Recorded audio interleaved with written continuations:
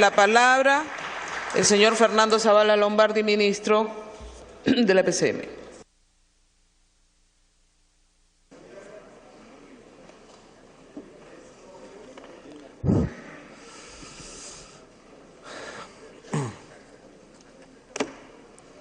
Gracias, presidente del Congreso.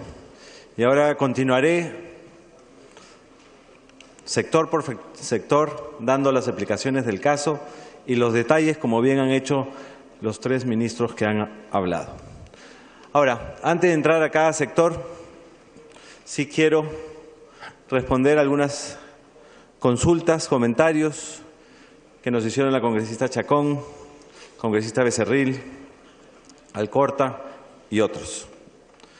Y he escuchado de ustedes cuestionamientos al hecho de que funcionarios que ocupan cargos públicos en este gobierno hayan ocupado los mismos u otros cargos en el gobierno anterior. Aquí permítanme hablar a título personal. Yo he servido como funcionario y técnico a más de un gobierno, desde mediados de los 90. Y mi actuación ha sido dictada por mi compromiso con el país. Y pienso que lo correcto es medir a todos los funcionarios competentes y honestos con el mismo rasero. Los equipos de este gobierno aún están en proceso de conformarse. Quienes sean competentes y honestos podrán ser parte de este gobierno. Pero no dudaremos en sacar a quienes no sean competentes y retirar y denunciar a quienes hayan incurrido en cualquier tipo de corrupción en el pasado o lo hagan en el futuro.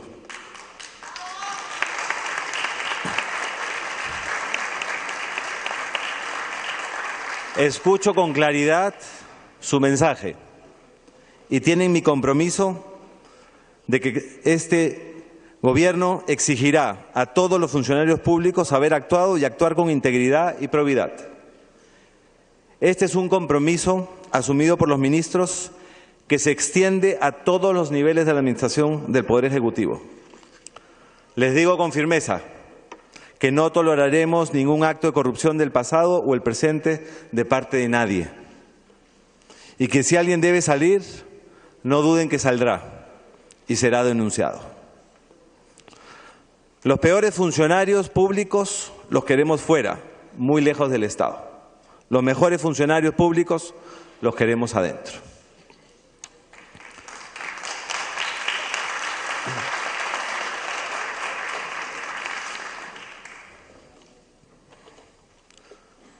Respuesta sobre los temas de relaciones exteriores. Primer Ministerio.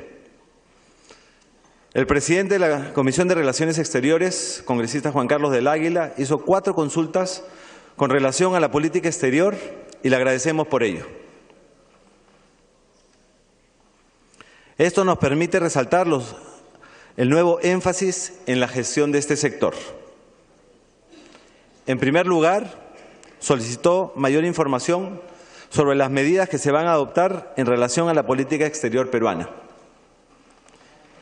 En dicha materia, como lo señalé en mi discurso de ayer, luego de la resolución definitiva de nuestras diferencias limítrofes, fortaleceremos nuestras prioritarias relaciones con los países vecinos con miras a impulsar la cooperación, integración regional e incrementar los proyectos de desarrollo.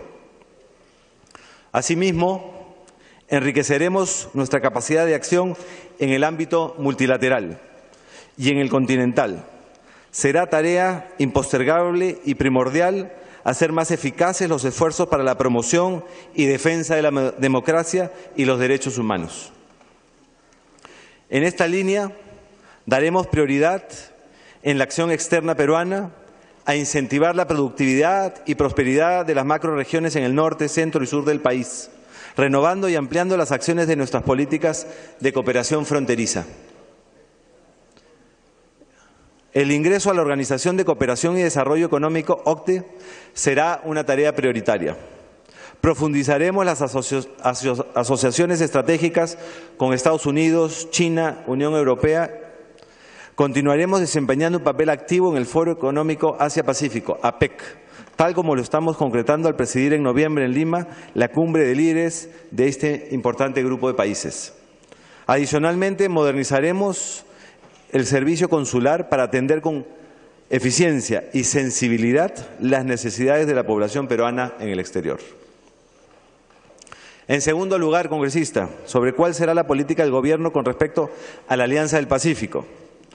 Puedo asegurar que el Gobierno peruano seguirá promoviendo con liderazgo la consolidación de dicho mecanismo de integración profunda para impulsar un mayor crecimiento, desarrollo y mejorar la competitividad de nuestras economías. Ello permitirá generar nuevas oportunidades de cooperación entre los países miembros y promover plataformas industriales y cadenas productivas con participación de las pymes, que posibilitará una mejor inserción en la economía global y en especial en los mercados del Asia-Pacífico.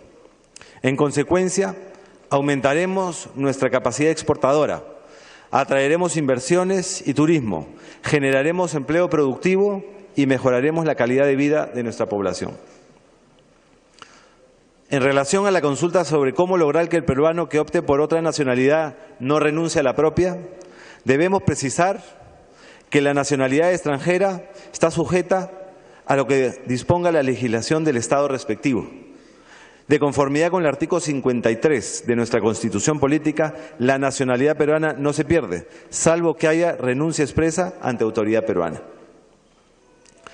El congresista del Águila nos pregunta también sobre qué medidas se van a adoptar con respecto a nuestros connacionales en Venezuela. Sobre el particular, se está coordinando con la Embajada y los consulados del Perú en Venezuela, así como con las instituciones públicas pertinentes, un plan de contingencia para canalizar asistencia humanitaria y establecer mecanismos de coordinación efectivos para situación de emergencia. Por último, el congresista Bienvenido Ramírez preguntó sobre las medidas y acciones que va a tomar esta nueva gestión con relación a los proyectos binacionales como el proyecto Puyango-Tumbes. Asimismo, el congresista Juan Carlos Yuyes pidió conocer si la problemática del río Tumbes se incluirá en las reuniones que el Perú sostendrá con Ecuador. Permítame subrayar que los proyectos de desarrollo binacionales y en especial los fronterizos constituyen una prioridad en nuestra política exterior. Con relación al proyecto Puyango-Tumbes, diversas circunstancias han impedido en los últimos 45 años su desarrollo. El relanzamiento de dicho proyecto reviste el más alto interés para nuestro Gobierno y será abordado en el próximo Gabinete Binacional de Ministros Perú-Ecuador, que tendrá lugar en Ecuador en octubre próximo. La próxima semana se llevará a cabo una reunión técnico-peruana-ecuatoriana para abordar precisamente este tema, incluyendo la descontaminación del río Puyango-Tumbes.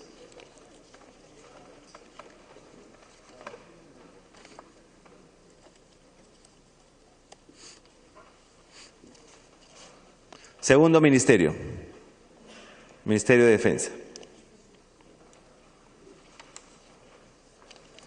Con respecto a lo preguntado por el congresista Tubino sobre cómo se viene implementando la Ley de Control y Vigilancia del Espacio Aéreo, cuya finalidad es ejercer un control real del espacio aéreo nacional, impedir vuelos de aeronaves no identificados o sospechosas de actos ilícitos, así como establecer procedimientos eficientes y seguros para evitar pérdida de vidas inocentes, podemos decir que se han encontrado limitaciones para realizar la vigilancia del espacio aéreo nacional, debido a que la infraestructura y el equipamiento no han sido renovados. Por ello, el Gobierno buscará la renovación del sistema de vigilancia y control del espacio aéreo. A la fecha, además, no existen sanciones por parte del Gobierno americano que se hayan aplicado. Por otro lado, el congresista Galván, le puedo decir que con respecto a la lucha contra los remanentes del terrorismo en el BRAEM, efectuaremos un control territorial en las principales cuencas cocaleras con el fin de cortar la cadena de suministro del narcotráfico. Esto permitirá eliminar o disminuir las principales fuentes de financiamiento de los delincuentes terroristas. Esta tarea involucrará a unidades operativas de las Fuerzas Armadas y de la Policía Nacional. En estas acciones, que utilizarán en forma eficiente todos los recursos materiales y humanos de las Fuerzas Aéreas y Policía Nacional, estarán acompañadas de los programas sociales de todos los sectores del Estado, con la finalidad de alcanzar una seguridad multidimensional en todo el área. Asimismo, con respecto a su preocupación relacionada con los ascensos y los procesos de pases al retiro que se realizaron durante el periodo 2012-2016, es importante destacar que para garantizar el respeto irrestricto de la institucionalidad de las Fuerzas Armadas, el Ministerio de Defensa ha tomado la decisión de instalar una comisión especial que evaluará los ascensos y procesos de pase al retiro de los miembros de las Fuerzas Armadas, garantizando en su aplicación el respeto de la institucionalidad de las Fuerzas Armadas y el principio de reserva de la ley. Una vez elaborado el informe final de esta comisión, este será de conocimiento de los involucrados. Asimismo, la presente gestión cumplirá un rol fiscalizador y vigilante de los futuros procesos de ascenso. También quiero hacer una aclaración respecto a algunos comentarios sobre el ministro Mariano González. La participación del ministro Mariano González en la Comisión de Inteligencia del Congreso de la República fue en su calidad de especialista en esta materia. Fue asesor de toda la comisión, no de su presidenta, la entonces congresista Ana María Solorzano. Su paso como asesor se produjo hace 4 años, entre septiembre a noviembre del 2012, y por apenas 3 meses. Las funciones que cumplió son las mismas que cumplen todos los asesores que laboran en el Congreso. La Comisión de Inteligencia no tiene ninguna vinculación ni injerencia en las acciones de la DINI, como bien se sabe. Y finalmente, si se revisa la lista de seguimientos y rastreos que realizó la DINI, encontraremos el nombre también de Mariano González, nuestro ministro de Defensa, como víctima de estas ilegales prácticas en varias oportunidades, prácticas que no se repetirán.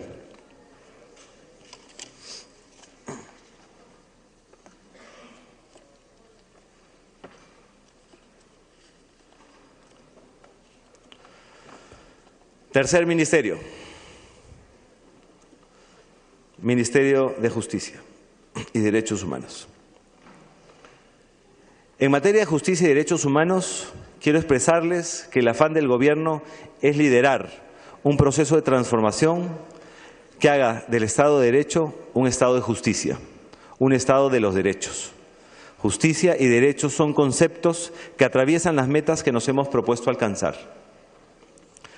En materia de derechos humanos, estamos comprometidos a respetar y garantizar los mismos sin discriminación. Trabajamos en la formulación e implementación de diversas políticas públicas, para lo cual es indispensable un Plan Nacional de Derechos Humanos al 2021, que sustituya y supere las omisiones del que ya está por vencer, incorporando a los grupos en situación de vulnerabilidad que no fueron considerados anteriormente.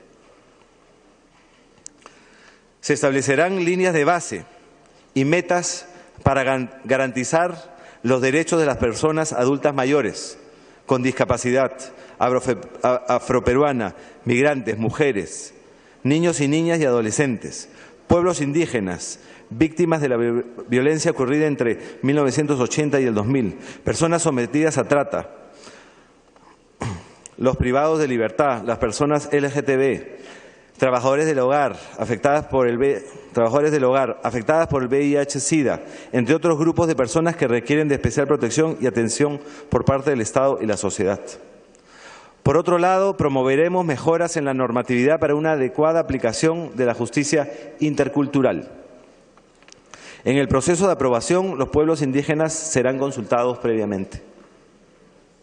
Sobre la consulta de la congresista Tania Pariona, el Ministerio de Justicia y Derechos Humanos impulsará la aplicación del protocolo de asistencia legal con enfoque intercultural, replicando y mejorando las prácticas que actualmente ejecutamos en regiones como San Martín, Loreto y Ucayali. También promoveremos con respeto de su autonomía e independencia que el Poder Judicial establezca acuerdos plenarios en materia de justicia intercultural.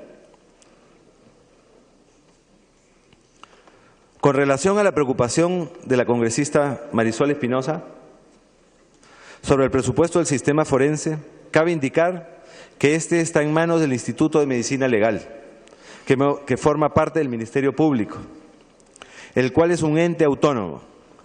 Desde el Ejecutivo apoyaremos que éste cuente con un presupuesto que le permita realizar adecuadamente sus funciones. Por lo que hace a la incertidumbre que compartía el congresista Marco Antonio Arana, debo precisar que la Defensa Pública Distrital de Bagua brinda actualmente patrocinio legal a 8 personas y que el proceso penal que se le sigue está a punto de culminar.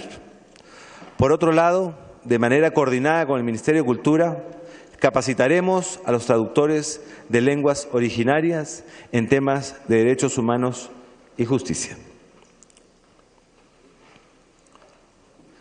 Con relación a las inquietudes de la congresista Carla Schaffer sobre las medidas contra la trata de personas, cabe indicar que el Ministerio de Justicia se ha propuesto brindar asistencia técnica a 10 regiones que son las de mayor incidencia en esta problemática, que debemos enfrentar sin dilación.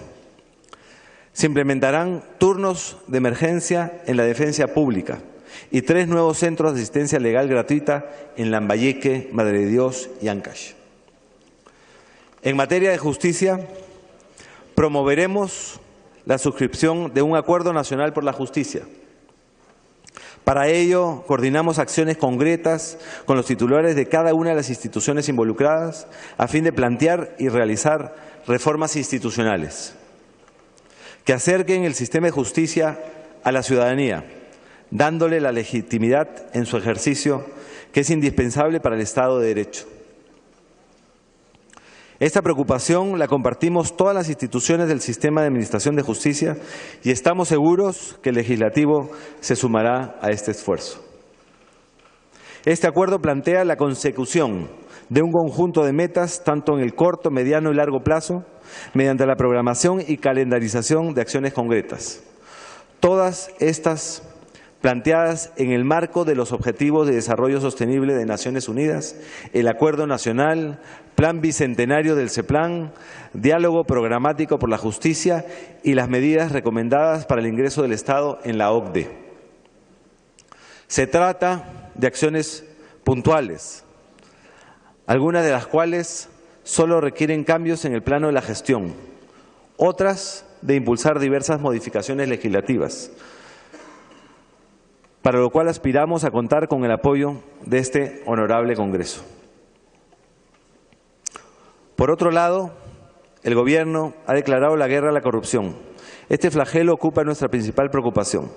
Es nuestro propósito que los miles de millones que representa la corrupción en el país sean utilizados para construir más colegios, hospitales, desarrollar carreteras, mejorar el acceso a la justicia para todos. Respondiendo a la pregunta del congresista Galarreta y de otros parlamentarios en la misma línea, quiero señalar que haremos más efectiva la lucha contra la corrupción, promoviendo e implementando una serie de medidas, entre las cuales se encuentra la presentación de un proyecto normativo que cree la Procuraduría General de la República, de modo que los procuradores no sean abogados del Gobierno, sino del Estado.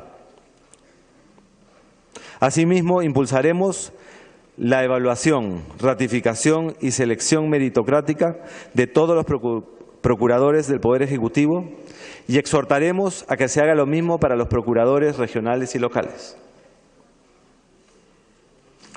Queremos, por ejemplo, anunciar que una de las personas que ha sido mencionada y que es una garantía de nuestro único compromiso, que nuestro único compromiso es con el país, es la doctora Julia Príncipe.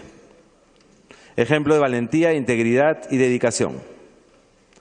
La ministra de Justicia delegará en ella la presidencia del Consejo de Defensa Jurídica del Estado.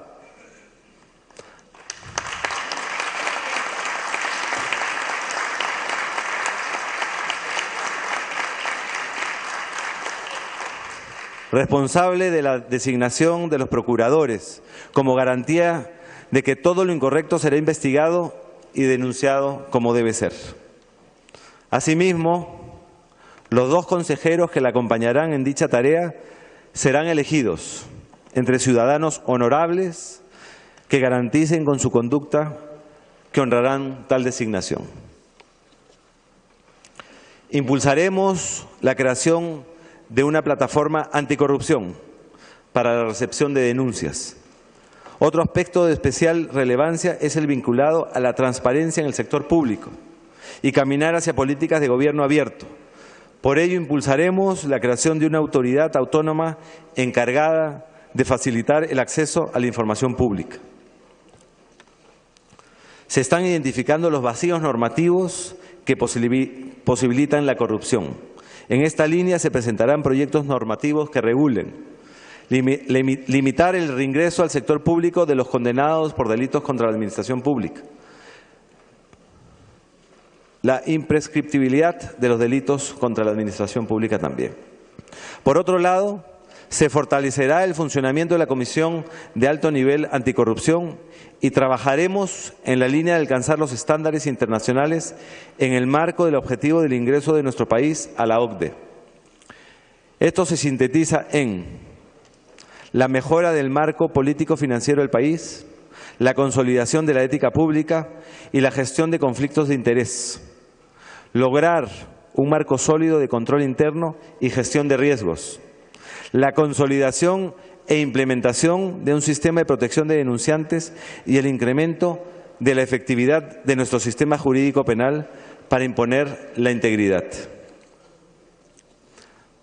De otro lado, concluiremos la implementación a nivel nacional del Código Procesal Penal del 2004, con la respectiva capacitación y concientización de las autoridades regionales encargadas de hacer cumplir la ley. Impulsaremos la capacitación permanente en el Poder Judicial sobre conducta ética y corrupción, lo que incluye obligaciones anticorrupción, consecuencias de actos de corrupción y estar informados en qué hacer en casos de corrupción al interior de sus instituciones. Complementar esta capacitación con la concientización de las autoridades.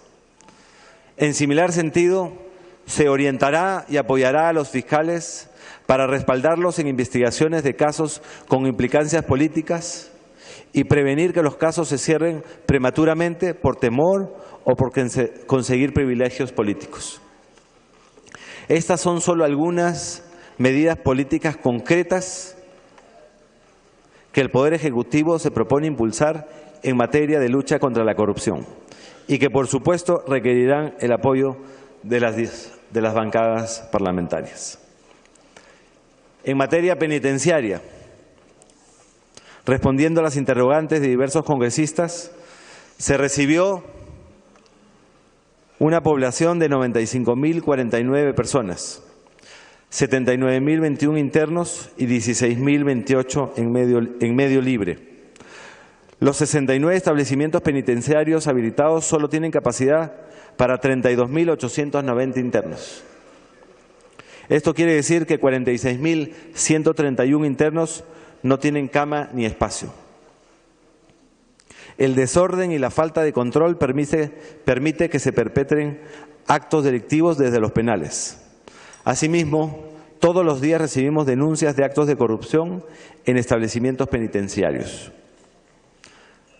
Ante este negativo escenario, nuestra respuesta es declarar en emergencia el Instituto Nacional Penitenciario.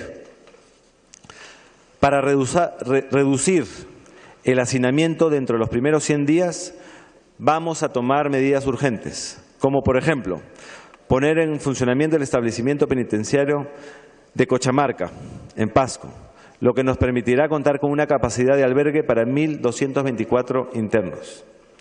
Asimismo, nos encontramos identificando espacios necesarios para emplear pabellones y la construcción de penales tipo en los próximos 3 a 5 años, para generar cuando menos 10.000 nuevas unidades de albergue. Lamentablemente, el gobierno que terminó devolvió cerca de 400 millones de soles destinados a construcción de penales por incapacidad de gestión. Respondiendo al congresista Elías Rodríguez, en lo referido a los bloqueadores electrónicos, consideramos necesaria una actuación urgente, inmediata y decidida. Se tiene un contrato vigente con un proveedor privado para la instalación de bloqueadores en 33 penales, lo cual debió culminarse en octubre del presente año. Sin embargo, a la fecha solo operan bloqueadores en 2 penales. Para revertir esta situación, estamos tomando todas las medidas que la ley nos permite. Tenemos que terminar con la corrupción y la impunidad, hacer eficiente la administración de justicia, dejar de perder el tiempo dilatando procesos desde el Estado, facilitar la ejecución de las pensiones de alimentos, con lo que además reducimos la carga procesal. Es urgente corregir las liberaciones indebidas que dejan en libertad a delincuentes y tener cárceles seguras y eficaces. Debemos, señores congresistas, a delincuentes y tener cárceles seguras y eficaces. Debemos, señores congresistas, garantizar derechos y justicia.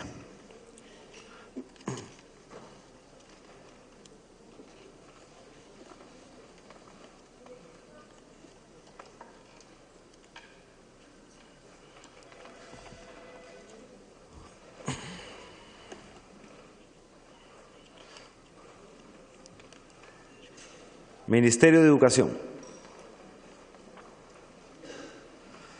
Quiero mencionar algunos de los pasos críticos que vamos a dar en educación.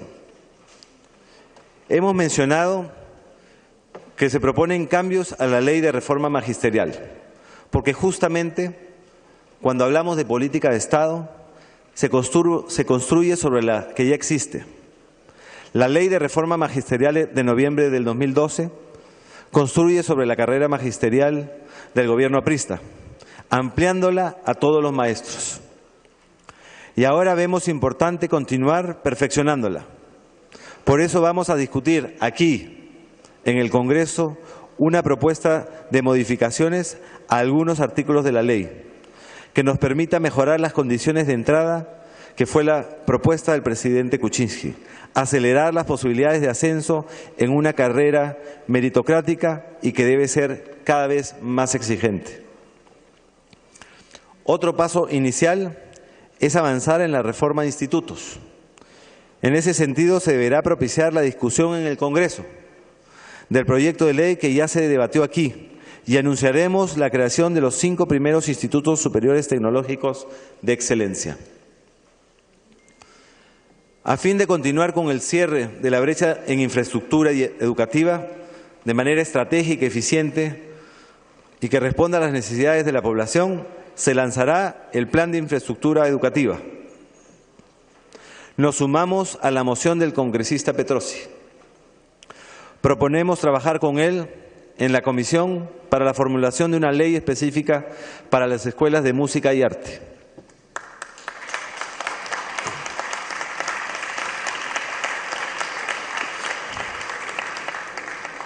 La ley debe permitir la creación de un sistema de formación artística universitario en el que tengan cabida las escuelas nacionales, las autónomas y los institutos, permitiendo que los estudiantes puedan transitar al interior del sistema y alcanzar los niveles más altos de formación artística en sus diversas especialidades, en el marco de un programa formativo adecuado a las características de cada especialidad.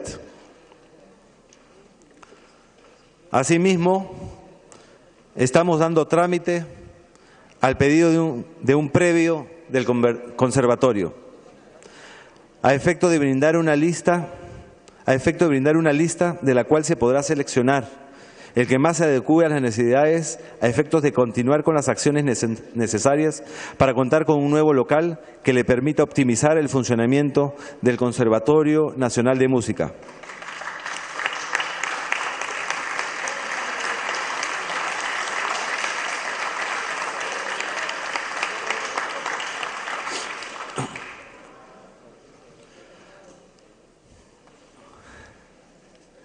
De otro lado, se ha señalado un conjunto de temas que debemos enfrentar desde el campo educativo y desde todos los sectores de la sociedad. Congresista Indira Wilca.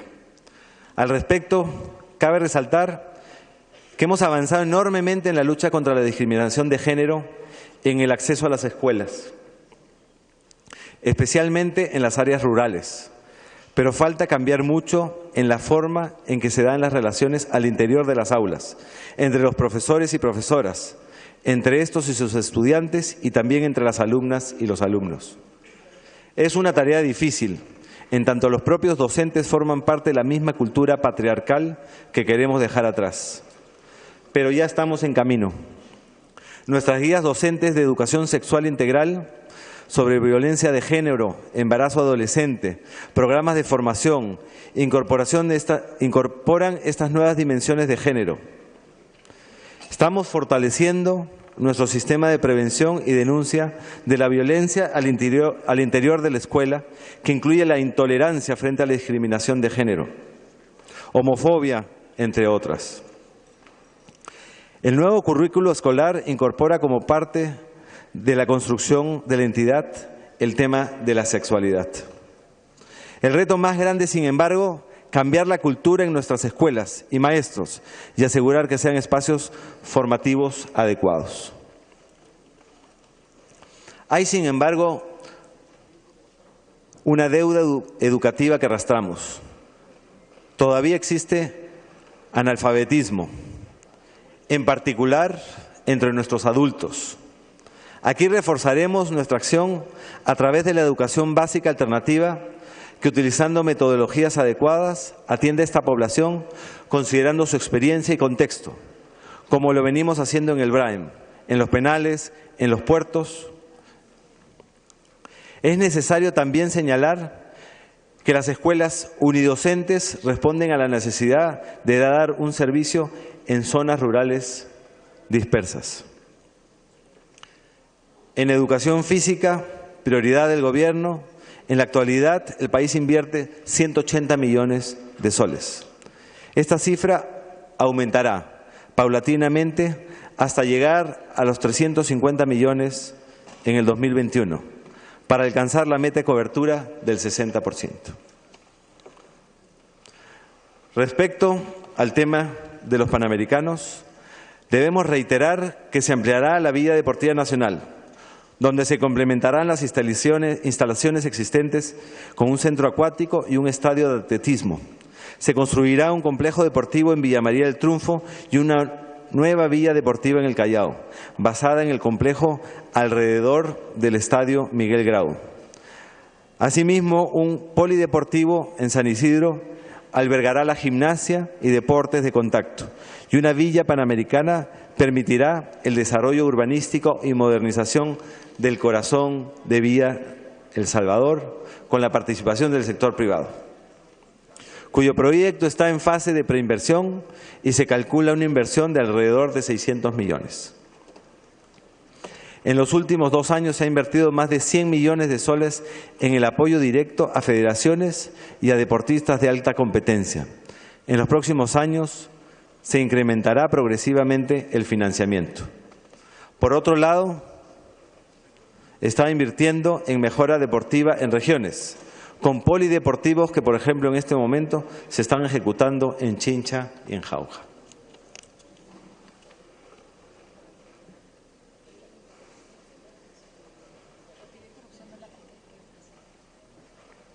Ministro, le ha pedido interrupción el congresista Javier Velázquez y después el congresista Galarreta. Gracias, presidenta. Gracias, primer ministro. Yo creo que estos 2 días de debate, señora presidenta, de la investidura, lo dije en mi intervención, en esta con una característica muy peculiar de propuestas y de debate. Luego vendrán en los meses siguientes la evaluación de cada una de los compromisos y de las materias que se tienen que precisar. Y creo que el resultado positivo de este extenso y enriquecedor debate ha permitido que nunca más una investidura tiene que ser un rito simbólico o que el Parlamento es una mesa de partes. Tanto se ha dicho de uno y de otro lado que el Parlamento tiene que acompañar que el Parlamento tiene que dialogar, que el Parlamento tiene que converger. Y ha sido una posición alturada y seria la que ha permitido que hoy día se nos entregue un diagnóstico de cómo se ha recibido el país, del desastre que hemos tenido en los últimos 5 años. Todos hemos hecho referencia el día de ayer de por qué hemos vivido, cómo la pareja conyugal condució el país. Tiene el tiempo, por favor. Responsabilidad, no solamente en el plano económico, sino en el plano social y en el plano político. Por eso, señora presidenta, el camino del progreso y de llevar a la patria a mejores destinos el 2021 toma su tiempo y requiere mucho esfuerzo. Señor primer ministro, si el camino por el cual ustedes van a llevar al país es el camino correcto, nosotros estamos dispuestos a apoyar. Y como bien lo dijo ayer mi colega de bancada, Mauricio Mulder, nosotros vamos a expresar un voto patriótico, porque creemos que en esta segunda etapa del debate se han podido disipar algunas dudas.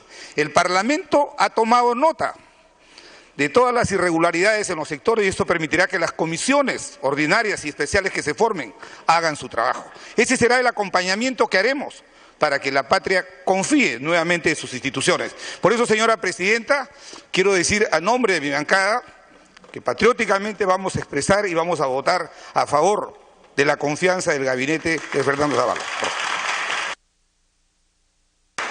Congresista Galarreta. Gracias, presidenta.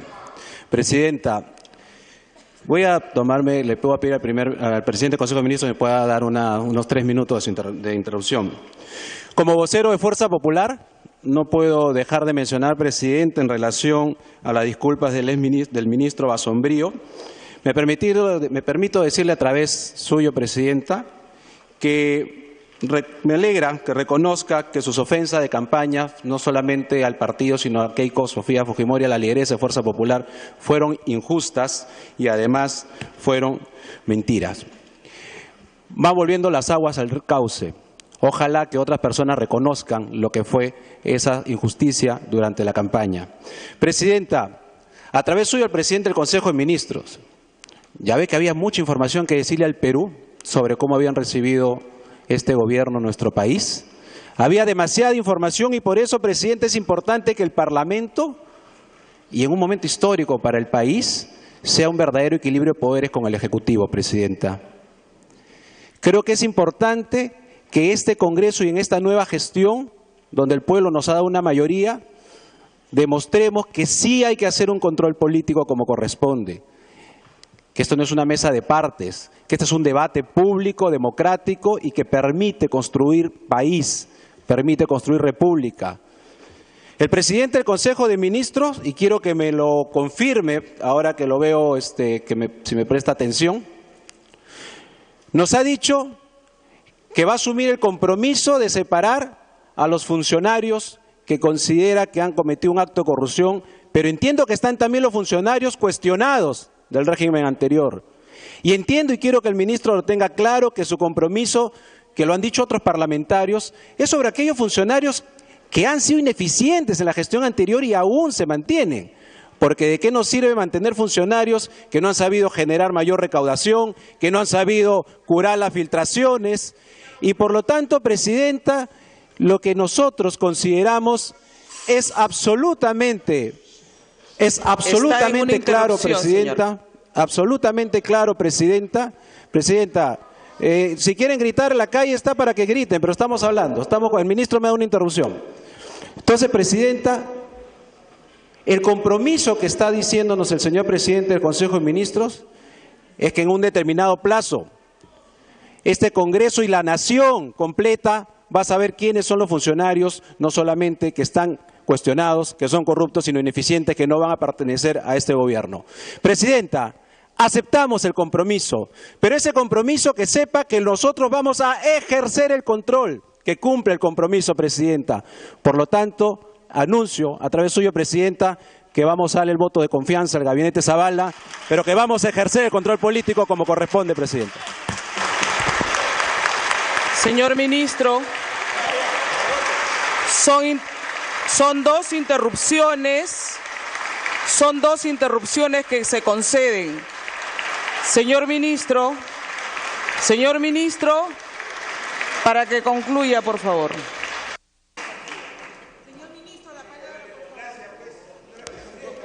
El ministro tiene que concluir su exposición. Perdón, son dos interrupciones.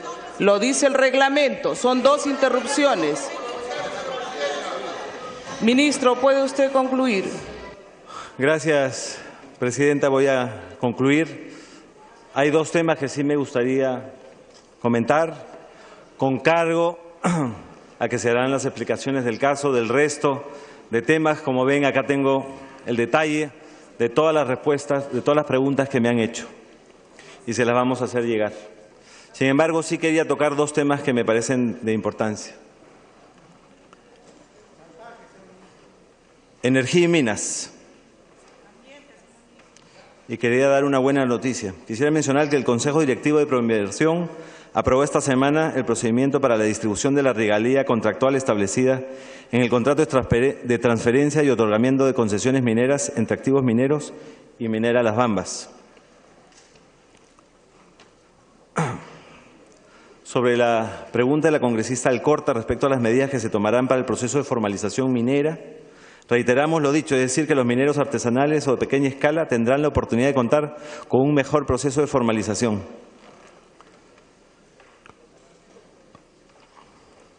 Con respecto a otras preguntas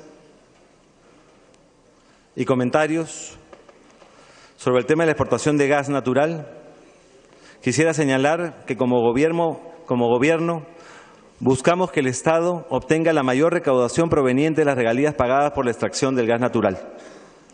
La exportación de gas natural no solo requiere tener reservas de gas natural, sino que se necesitan hacer importantes inversiones para convertir el gas natural seco en gas natural líquido. En ese sentido, la exportación del gas natural, en la medida que hubo buenos precios internacionales para el gas natural, ha generado ingresos al país. En el contexto actual de bajos precios internacionales, el Estado está aún más preocupado de que el país obtenga más beneficios de la explotación del gas natural. Es por ello que se renegociará con las partes involucradas en la exportación de gas natural para encontrar una alternativa más rentable para el país que la exportación a México, que nos permita, de un lado, lograr mejores precios y aprovechar la oportunidad que México está construyendo gasoductos regionales con Norteamérica.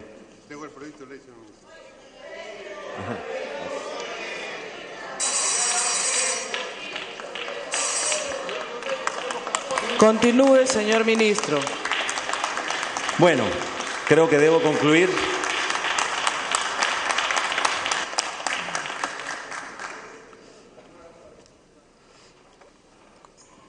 Continúe, señor ministro. Señora Luz Salgado, presidenta del Congreso, para culminar, quisiera retomar algunas de las ideas que planteé en mi exposición inicial. La mejora del Perú en las últimas décadas es fruto de un esfuerzo colectivo, fruto de un esfuerzo que estoy seguro contiene interesantes enseñanzas para nuestros países vecinos, que demuestra que si lo queremos, podemos tener una línea de acción de Estado que trasciende a los gobiernos de turno. Y si bien hemos avanzado, falta aún mucho por hacer. Para lograrlo, debemos trabajar juntos.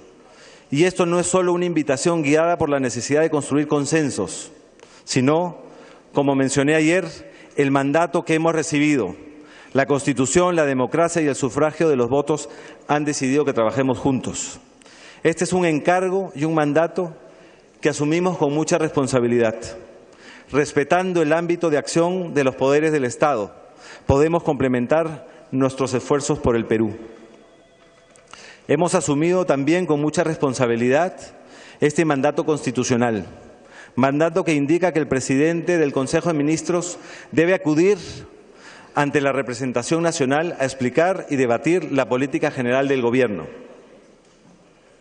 Para nosotros, esto no es un mero trámite ni una formalidad.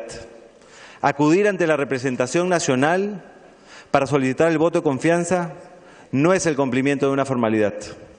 Acudir ante la representación nacional es parte esencial del ejercicio democrático y de la consolidación de nuestra institucionalidad republicana.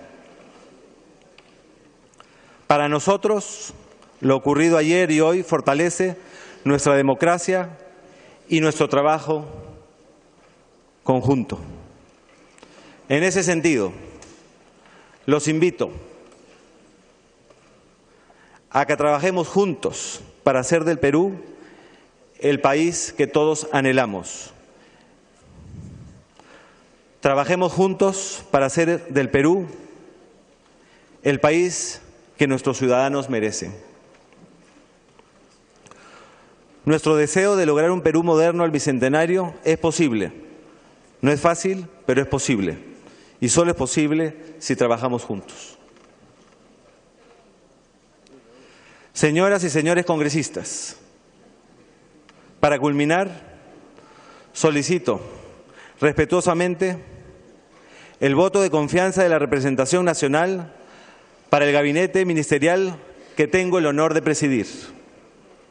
Quisiera pedir su venia, señora presidenta, para que el gabinete que presido pueda retirarse, para que el Congreso de la República pueda tomar las decisiones correspondientes en relación a la confianza a este gabinete que se plantea en nuestra Constitución. Muchas gracias.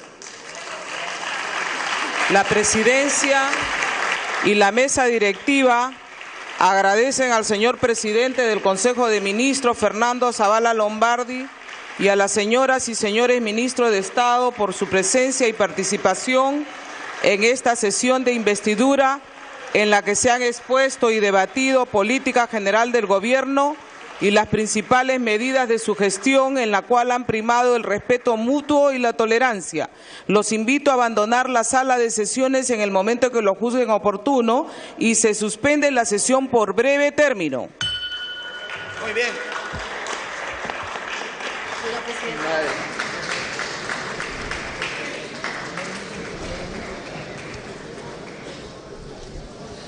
Bien, hemos podido apreciar entonces pues que ha finalizado la presentación del presidente del Consejo de Ministros, Fernando Zavala.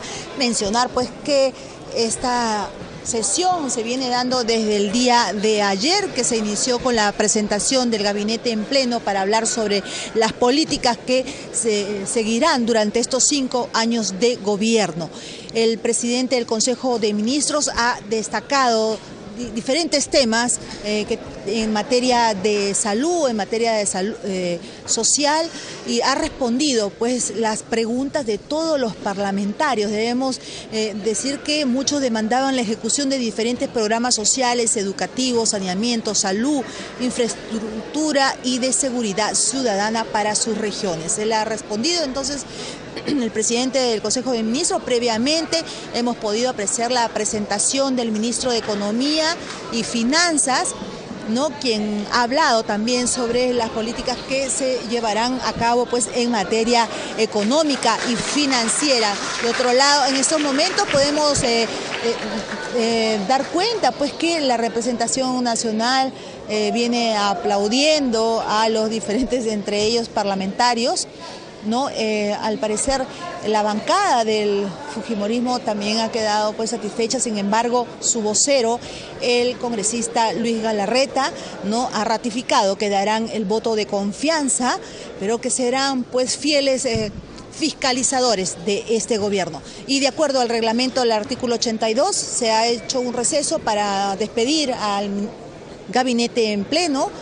Y será ahora pues que decidan si se somete de una vez a votación o no el voto de confianza, que debe pues ser votado por la representación nacional. La cuestión de confianza figura en el artículo 82 del reglamento del Congreso. Esta es planteada por el presidente del Consejo de Ministros en su conjunto, es debatida y votada en la misma sesión o en la siguiente, según lo acuerde en forma previa el Consejo Directivo o en el acto el Pleno del Congreso. El resultado de la votación será comunicado de inmediato al presidente de la República mediante oficio firmado por el presidente del Congreso y uno de sus vicepresidentes. Bien, se reanuda la sesión. Veamos.